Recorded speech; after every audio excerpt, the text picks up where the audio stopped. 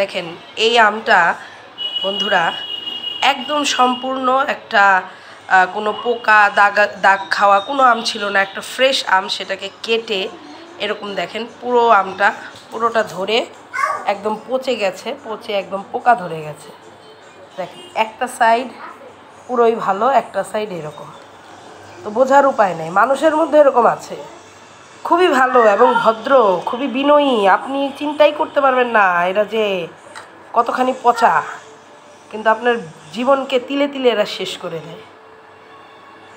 তো এরকম মানুষ মানে এদের খারাপ মানুষের সংস্পর্শে থাকলে যেমন ভালো জিনিসটাও নষ্ট হয়ে যায়, ঠিক তেমনি ওই মানে একটা খারাপ ফলের সাথে একটা ভালো ফল রাখলে ভালো ফলটাও নষ্ট হয়ে যায়। খারাপ মানুষের সঙ্গে থাকলেও একটা ভালো মানুষও নষ্ট হয়ে যায়। তাই খারাপ মানুষকে বর্জন করুন, নিজেকে বাঁচান, অন্ততপক্ষে নিজেকে বাঁচান।